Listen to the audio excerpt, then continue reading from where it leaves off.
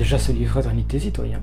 Alors vous l'avez peut-être remarqué, la campagne s'accélère, même si on est encore loin de la véritable campagne. On a de plus en plus de meetings, de plus en plus d'émissions politiques également, ce qui nous fait dire qu'on se rapproche inexorablement du premier tour de l'élection présidentielle, et tout ça sur un fond d'une triple crise sanitaire, géopolitique et sociale. Bref, on commence d'abord cet épisode avec la revue d'actualité politique.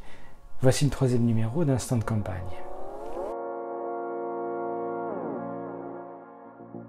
Deux actualités qui concernent le Conseil constitutionnel. Je vous en avais parlé il y a quelques semaines dans une vidéo sur les sages. 3 d'entre eux doivent être remplacés d'ici à la mi-mars. Le président de la République, le président du Sénat et de l'Assemblée nationale ont fait part de leurs propositions pour remplacer les sortants. Emmanuel Macron propose de remplacer la magistrate Nicole Maestracchi par la ministre des collectivités territoriales, la MoDem Jacqueline Gouraud. Gérard Larcher propose de nommer en remplacement de la magistrate Dominique Lotin son ancien directeur de cabinet François Sénès, également conseiller d'État et haut fonctionnaire. Et enfin, Richard Ferrand propose le nom de Véronique Malbec, magistrate et directrice de cabinet du garde des Sceaux, pour remplacer la fonctionnaire Claire Bazzi-Mallory. Bien sûr, la commission des lois de l'Assemblée nationale et celle du Sénat se prononceront bientôt sur les 3 personnalités. S'il n'y a aucun problème, les nouveaux sages devraient entrer en fonction d'ici à 1 mois. Toujours au Conseil constitutionnel, le nombre de parrainages reçus et validés ne cesse d'augmenter.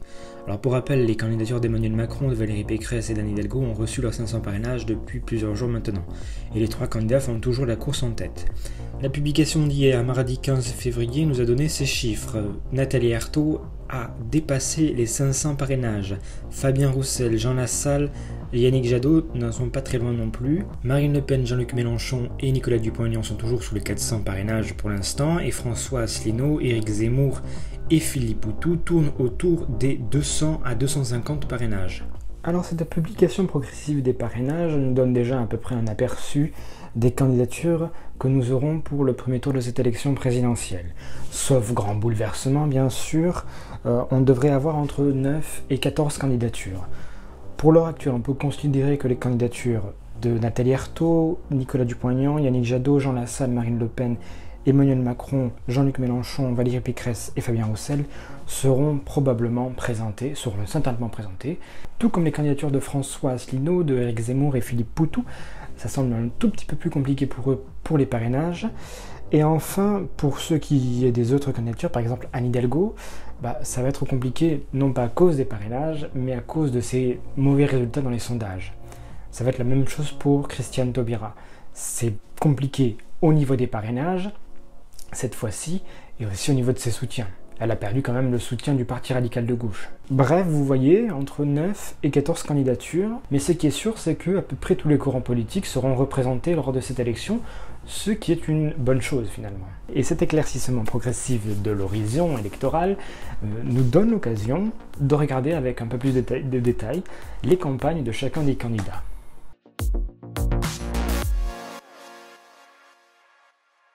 Bon alors je vous le disais au début de cette vidéo, on n'est pas encore rentré dans le dur de la campagne, mais pour autant on s'en rapproche. Et comme toujours, le but là c'est de se faire connaître, de faire connaître son programme, ses propositions.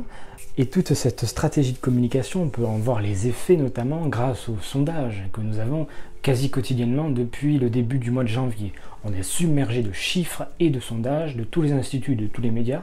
C'est assez difficile à digérer d'ailleurs, mais pour autant c'est très utile pour les journalistes et pour les observateurs et surtout pour les équipes de campagne. Puis les sondages ne donnent pas seulement que les intentions de vote, ils donnent aussi des points qui sont essentiels. Il y a le point sur la personnalité de la candidate, sur l'efficacité de sa campagne, mais aussi sur les attentes des Français, sur la perception des Français, sur les problématiques qui sont importantes aux yeux des citoyens et des électeurs. Bref, même si le nombre de sondages explose, il faut les prendre en compte, les agréger et voir quelles sont les dynamiques de chacun dans cette élection. Et c'est pour ça que dans les sondages, on ne regarde pas des chiffres bruts, on regarde des dynamiques. C'est-à-dire qu'on ne va pas regarder un chiffre de un tel ou un tel à un instant T. Ça ne sert pas à grand-chose. Mais si vous les mettez en perspective, si vous les alignez les uns après les autres, si vous les combinez, vous allez voir dessiner une courbe. Vous avez les tendances, les dynamiques de chacun des candidats, favorables, défavorables à cette élection. Et justement, à la mi-février, dans les différents agrégateurs de sondages, sur France Info, BFM TV, Contexte, et même sur celui qu'on peut trouver sur le Wikipédia anglais, alors pour faire simple, pour l'instant, Emmanuel Macron est visiblement toujours en tête avec 25% des intentions de vote environ. Il y a des marges d'erreur à prendre en compte, donc entre 23 et 27%. Il est sur une dynamique assez basse, enfin même sur une stagnation depuis quelques mois, avec une légère érosion depuis le mois de janvier. Ensuite vient le fameux trio de la droite avec Marine Le Pen autour des 17% qui est assez stable, Valérie Pécresse 15% qui est en baisse, et Éric Zemmour 14-15% aussi en hausse. Et puis ensuite viennent les candidats de la gauche, Jean-Luc Mélenchon autour des 10%. Et ensuite, si on poursuit, on a Yannick Jadot autour des 5%, forte baisse aussi depuis quelques semaines maintenant, tout comme Christiane Taubira, qui est en forte baisse à 3-4%, qui est même passé derrière Fabien Roussel, le candidat du Parti communiste, qui lui est en forte hausse. Et puis enfin, on retrouve Anne Hidalgo, qui est dernière de tous les candidats de la gauche traditionnelle, avec 2 à 3% d'intention de vote. C'est très peu. C'est même catastrophique. Là, je ne suis même pas sûr qu'on puisse parler de tendance à la hausse, à la baisse. Parlons de catastrophe, tout simplement. Bref, et pour tout le reste des candidats, c'est un peu compliqué de voir des tendances quand ils tournent entre les 0 et les 2% quand même.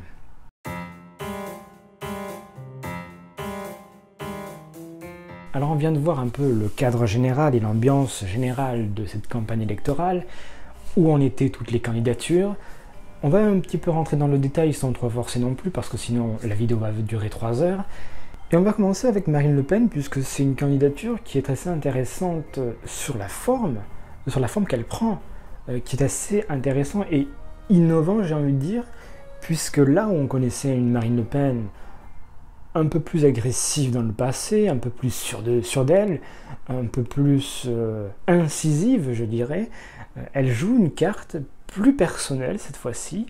Elle doit faire face à la candidature d'Éric Zemmour, qui divise l'extrême droite, et elle a toujours son socle d'électeurs de la classe populaire, qui lui reste fidèle, qui lui reste dévot presque. On le voit dans toutes les interviews qui sont faites pendant les meetings, c'est presque une dévotion à Marine Le Pen qui est faite comme le faisaient les classes populaires au Parti communiste à une époque.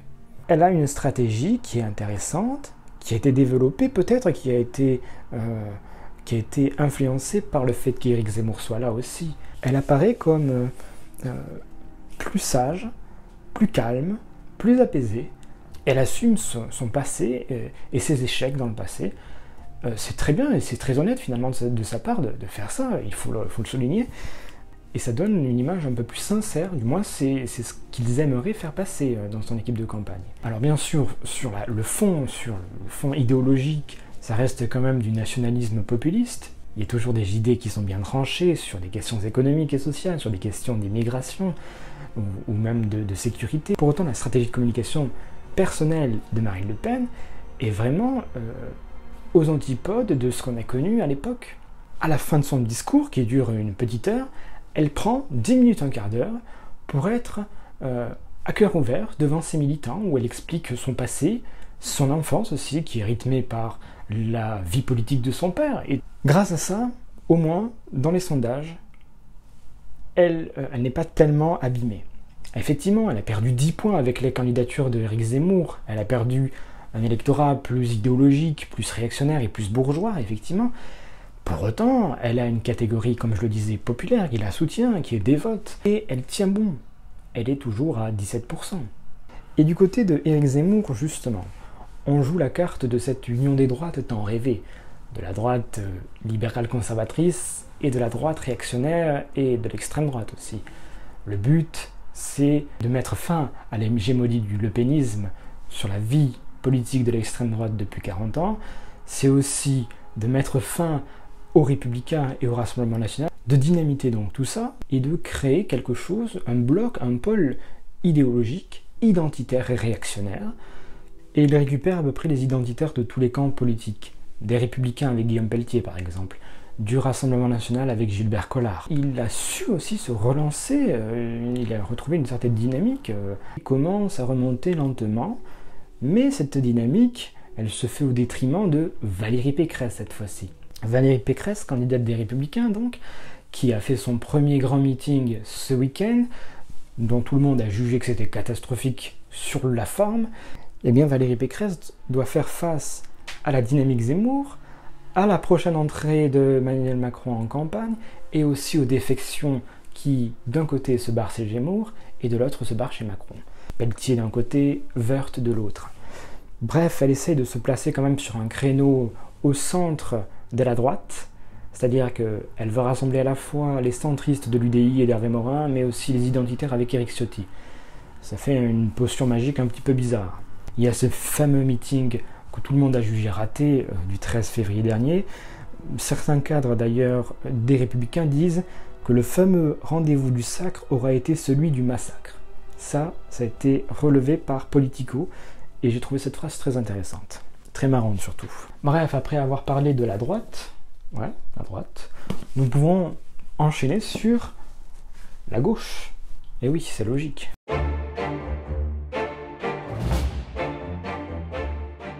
Alors la gauche française, grande histoire, parce qu'aujourd'hui la gauche française, le seul à dépasser 10%, et encore il stagne pour l'instant à 10%, c'est Jean-Luc Mélenchon. Les autres candidatures sont à toutes moins de 5%, ou 5% maximum. Il y a trop de candidatures.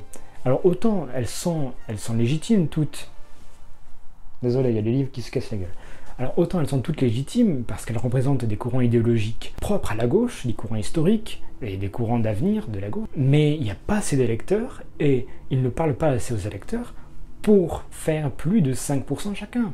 Cet affrontement qu'il y a entre Yannick Jadot, Christiane Taubira et Anne Hidalgo, ils sont à peu près sur le même électorat en fait. Un électorat assez urbain, assez bien éduqué. Taubira, Jadot et Hidalgo font 10% à tous les trois. Et les tendances ne sont pas bonnes. Regardez, Taubira est en chute libre, Jadot aussi, Anne Hidalgo n'en parlons pas. Bref, pourtant, ce sont des gens qui incarnent la social-démocratie, le social-écologisme, l'écologisme, et c'est dommage qu'ils n'arrivent pas à s'entendre sur une candidature unique aussi, puisque même s'il y a des différences entre ces trois candidatures, il y a beaucoup plus de points qui les rassemblent qu'ils ne les divisent. Et du coup, je voulais parler de Fabien Roussel, qui là est plus intéressant, puisqu'il joue un petit peu à rebours de ce qu'a été la gauche ces dernières années. Il est en train de remettre sur pied une sorte de gauche communiste et populaire, cette gauche fière d'être française, fière d'être franchouillarde même, et du coup il s'oppose au postmodernisme à tel point que même des gens de gauche disent que Fabien Roussel n'est pas un homme de gauche mais un homme de droite, et qu'il ne convainc que la droite. Alors effectivement, les positions de Fabien Roussel, quand il parle de bonne bouffe, de bon vin et de bonne viande, elles font plaisir à la droite, bien sûr.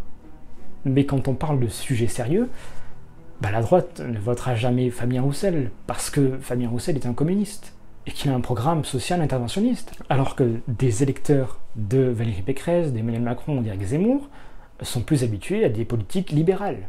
Donc il y a quand même ce fossé économique qui est très important, puisqu'en plus on parle beaucoup de pouvoir d'achat, et surtout c'est devenu le sujet principal et la préoccupation principale des Français. Bref, vous voyez, la droite a beau apprécier Fabien Roussel peut-être sur ses déclarations franchouillardes, pour autant sur les questions économiques, il y a un gouffre. Et il y a un gouffre important. Là où Fabien Roussel essaye de tenter quelque chose, à part le fait de remettre les communistes sur le devant de la scène et au centre de la gauche, j'ai envie de dire, c'est aussi de récupérer l'électorat traditionnel.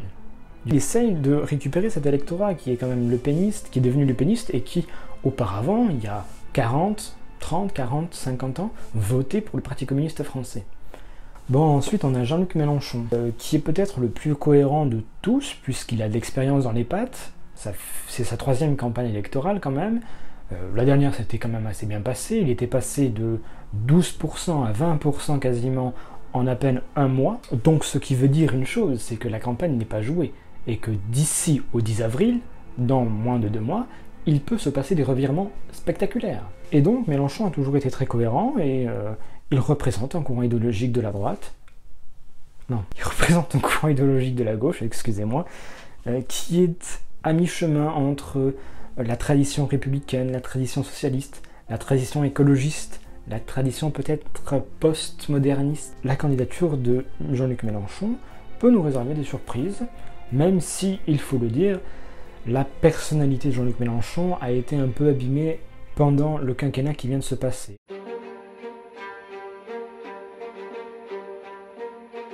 Bon, voilà pour la gauche, voilà pour la droite. Il en reste un, celui qui n'est pas candidat mais qui fait quand même campagne, le président de la République. Emmanuel Macron aurait pu se présenter à la présidentielle à la mi-janvier théoriquement. Il avait pris la présidence du Conseil de l'Union européenne, il avait fait son discours devant le Parlement européen, théoriquement, il aurait pu se présenter. Mais il y a eu une succession de crises. Pour la crise sanitaire, ça semble terminé pour l'instant. La crise sociale avec le combat des libertés a visiblement échoué. Et la crise avec la Russie semble pour l'instant se calmer. Ce qui nous fait dire que aujourd'hui semble être une bonne période pour se déclarer à la présidentielle. Situation politique assez bonne, Valérie Pécresse est en train de se casser la gueule avec son meeting raté, il y a aussi pas de sommet international la semaine prochaine, et il y a autre chose, le salon de l'agriculture qui est très important dans l'élection présidentielle. Rendez-vous immanquable pour chacun des candidats à la présidentielle. Passer 9 heures au salon de l'agriculture, voire même 12 heures parfois, à tâter le cul des vaches, c'est un rituel, même hors des campagnes présidentielles, c'est un rituel obligé pour les politiques. Donc ce serait un contexte favorable pour se présenter à la présidentielle, on verra ce qu'il en est. Pour autant, les équipes de campagne d'Emmanuel Macron s'attendent quand même à un effet négatif de cette entrée de campagne, puisque visiblement, équipes de campagne et sondeurs s'attendent à un trou d'air d'Emmanuel Macron dans les sondages, c'est-à-dire une chute de 1, 2, 3%. Reste à savoir une chose, est-ce que Emmanuel Macron participera au débat du premier tour? C'est une question qui se pose. Visiblement, c'est pas prévu. Et je tiens à rappeler autre chose, c'est que les débats du premier tour d'une élection présidentielle, ça n'est pas une tradition, du moins pas encore. Sur toutes les élections présidentielles qui se sont déroulées au suffrage universel direct depuis 1962, il n'y a jamais eu de débat du premier tour, à l'exception de la dernière présidentielle, où on a eu le droit à 3 débats qui se sont passés un peu bizarrement à chaque fois, c'est-à-dire que le premier débat c'était sur TF1 avec les 5 principaux candidats un mois avant l'élection, ensuite on a eu un débat sur BFM et CNews avec les 11 ou 12 candidats de l'époque, et ensuite on a eu un faux débat, une sorte d'entretien d'embauche sur France 2, quelques jours avant le premier tour. Mais traditionnellement, il n'y a pas de débat au premier tour. Peut-être que cette tradition viendra, qui sait.